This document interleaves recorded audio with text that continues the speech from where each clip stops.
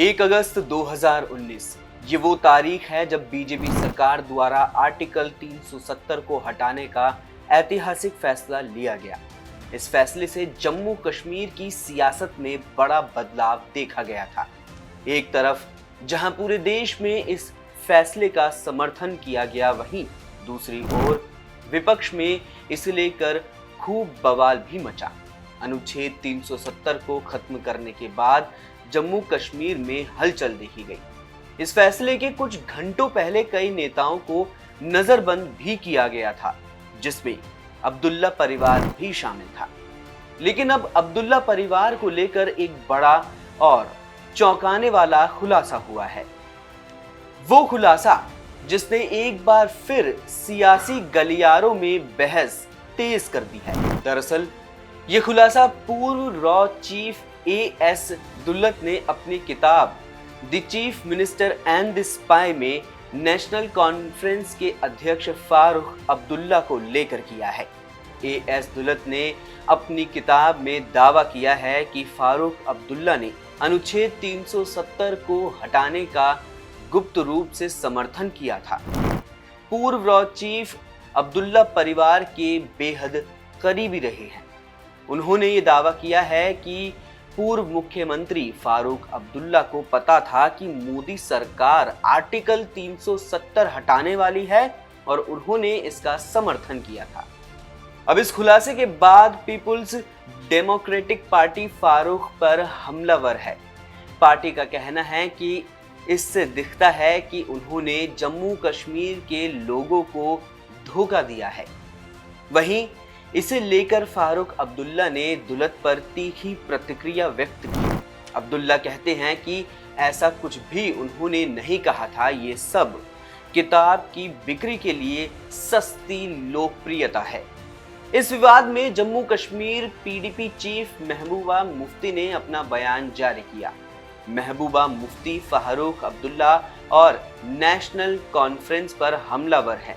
उन्होंने इसे लेकर क्या कहा, चलिए सुनते हैं। देखिए, मुझे ये पढ़ के कोई मुझे हैरानगी नहीं हुई, क्योंकि नेशनल कॉन्फ्रेंस का हमेशा एक वतीरा रहा है कि ये पावर के लिए किसी हद तक भी जा सकते हैं। और 1947 से ये हुआ है कि अगर आप देखेंगे मरहूम शेख साहब से लेके कभी हिंदुस्तान के साथ जाना है, कुर्सी मिली तो ठीक है, नहीं मिली तो फिर रायशुमारी करानी है। फिर 22 साल लोगों को खुद जेल गए, लोगों को जेल में रखा। 22 साल के बाद फिर कुर्सी मिली तो रायशुमारी भी खत्म। उसके बाद 87 में आपको पता है जिस तरह धांधली की गई कुर्सी के लिए, उसका नतीजा यह है कि बंदूक आई और 1 लाख से ज्यादा नौजवान हमारे शहीद हुए, बच्चे यतीम हो गए।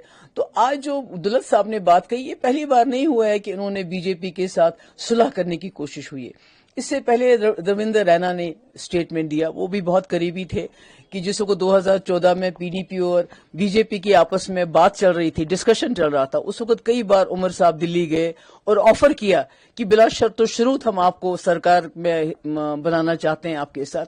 वहीं जम्मू कश्मीर के मुख्यमंत्री उमर अब्दुल्ला ने महबूबा मुफ्ती पर पलटवार करते हुए A.S. दुल्लत की पहली किताब का जिक्र किया और कहा कि अगर उन्हें किताबों पर इतना ही विश्वास है तो वो उस वक्त कहां थी जब उनके पिता के बारे में लिखा गया था। क्या उस बात को भी सच मान लिया जाए? सुने, अगर महबूबा जी दुल्लत साहब के हर लिखी हुई चीज को सच तस्लीम करती हैं, तो दुल्लत साहब ने जो उनके वालिद के बारे में लिखा अपनी पहली किताब में, क्या हम उसको सच माने? और अगर हम उसको सच मानते हैं तो महबूबा जी उस चीज को लोगों में कैसे समझा पाएगी, उसका वो जरा जवाब दें। इसके अलावा उमर अब्दुल्ला ने पूर्व रॉ चीफ पर निशाना साधते हुए कहा कि जब इस तरह के दोस्त हो तो दुश्मनों की जरूरत नहीं। दुल्लत साहब की आदत है, वो किताब बेचने के लिए सच का साथ नहीं देते। पहली किताब में भी उन्होंने किसी को नहीं बख्शा। इस किताब में भी फारूक साहब को नीचा दिखाने में उन्होंने कोई कसर बाकी नहीं रखी।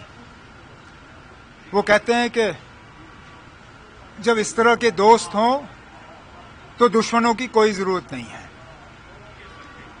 चलिए, आखिरकार फारूक साहब को दुल्लत साहब की असलियत के बारे में पता चल ही गया।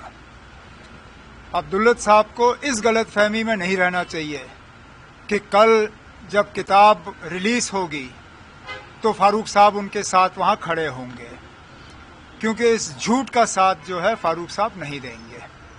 अब्दुल्ला परिवार ने तो अपनी सफाई पेश कर दी है। पूर्व रॉ चीफ एएस दुल्लत की किताब the chief minister and the spy में लिखी गई बात में कितनी सच्चाई है, अब ये देखना दिलचस्प होगा। इस खबर में फिलहाल इतना ही। आप बने रहिए हिंद फर्स्ट के साथ। इस तरह की और वीडियोस देखने के लिए हमारे YouTube चैनल को सब्सक्राइब करें, बेल आइकन दबाना ना भूलें। यदि आप हमारा ये वीडियो Facebook पर देख रहे हैं तो पेज को लाइक और फॉलो जरूर करें।